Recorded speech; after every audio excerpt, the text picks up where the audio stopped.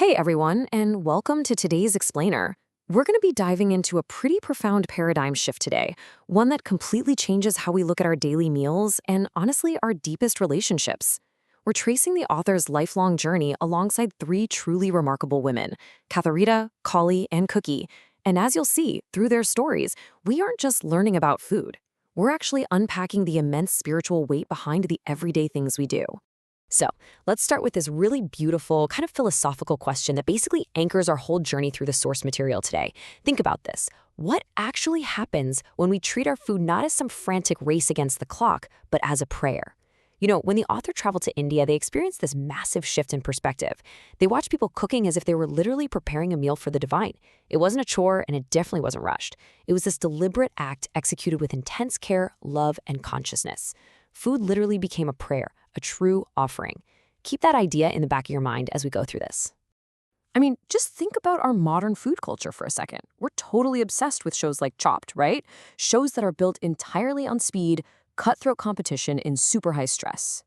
Out in the real world, fast food chains are just relentlessly chasing the bottom line. But then you contrast that with devotional cooking. We're talking care, absolute attention to detail, and treating food like a genuine art form. It is the exact opposite of our hyper-fast modern world, and seeing that contrast completely rewired the author's worldview. Section 1. Katharita Parsons, Lamoza, the devotional cook. Okay, so the author first crosses paths with Katharita in New York City. And you know how a lot of high-end chefs guard their recipes like state secrets? Well, Katharita was the complete opposite. She shared absolutely everything. She taught this slow, incredibly intuitive art of how spices literally bloom, how to patiently layer flavors, and most importantly, how devotion physically enters the food itself. Under her gentle guidance, cooking went from being just another daily chore to a deep, patient meditation. Now, 15, that number isn't just a random stat. It represents a massive, joyful endeavor.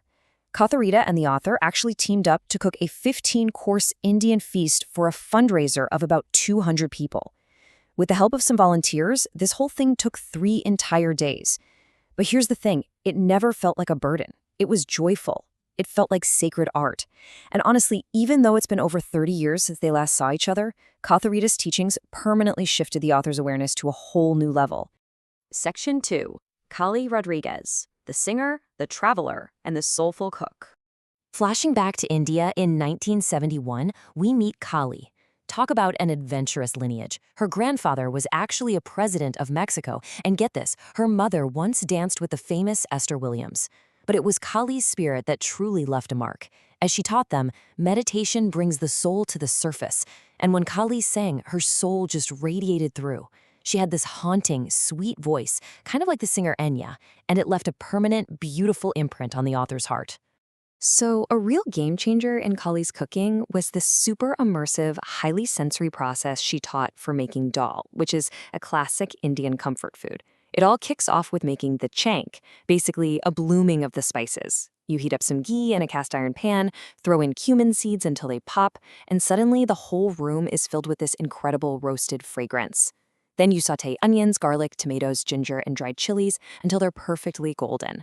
Finally, you pour that magnificent mixture directly into the dal, and making that pour creates this very specific sizzling sound that the author has literally never been able to duplicate, even after making dal hundreds of times since. Section 3. Kathleen Cookie Cook, the adventurer. Now this next connection goes way back. The author met Cookie in Premnagar, India, when they were just 18 years old. And man, their journey spans decades. It starts off with Cookie unexpectedly driving a spiritual leader, Maharaj Ji, all the way from San Francisco to LA in a beat-up Volkswagen. Next thing you know, she's hitchhiking across Africa with the author, which is an adventure that would be pretty much unimaginable today. Fast forward a few decades, she becomes this phenomenal chef, cooking for the Hollywood elite. And today, in this awesome twist of fate, she lives right near the author's daughter in Ashland, Oregon.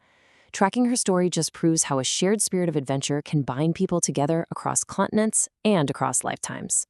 And Cookie's story is also this huge testament to how intuition guides the soul. The author tells this wild story of arriving in Bombay after a totally exhausting, filthy train ride from New Delhi. They desperately needed to get to an ashram but had absolutely zero directions. None. The author just looked at the taxi driver and confidently said, "I'll direct you."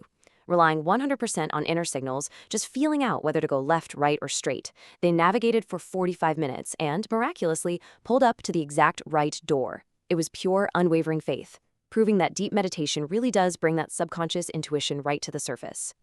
But their friendship wasn't just deep and spiritual, it was incredibly fun.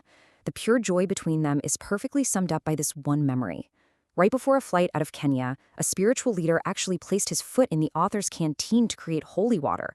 While they were up in the air, the author, Cookie, Kali, and another friend all drank from it. The result? They got wonderfully, rip-roaring drunk on absolute joy. It perfectly captures that easygoing, vibrant life force that Cookie always brought with her. Section 4, The Ledger of Devotion. The Synthesis. When we pull the threads of these three incredible spirits together, we find what the text beautifully calls Zoran's Whisper. It goes like this. Traveler, these women carried devotion in their hands, adventure in their hearts, and wisdom in their souls. They walked beside you when your path was young, and their influence still flavors your life. As the author looks back, it's crystal clear. Katharita, Kali, and Cookie, they were not accidents. They were absolute blessings. They were destiny. So distilling the lifelong wisdom from these three women gives us the core lessons of the ledger. Cooking is devotion. Friendship is deeply sacred. Kindness isn't just being nice, it's an actual spiritual practice. The author realizes that this whole journey was never just about learning to make Indian food. It explains why food became so spiritual to them, why these women were the catalyst for their awakening, and why the everyday stuff, whether that's making a pot of dal, hitchhiking across a continent, or just keeping a decades-long friendship alive, are actually profound, beautiful expressions of love. To wrap things up, I want to leave you with a thought to chew on. We've just seen how simple intention can transform a rushed dinner into a sacred offering, and how it can turn a chaotic taxi ride into this magically guided journey. So look at your own life for a second. Where can you add a little more devotion to your daily routine today? Take that question with you into your own kitchen, your own friendships, and your own life's journey. Thanks so much for joining me on this explainer, and hey, keep seeking out the extraordinary in the ordinary.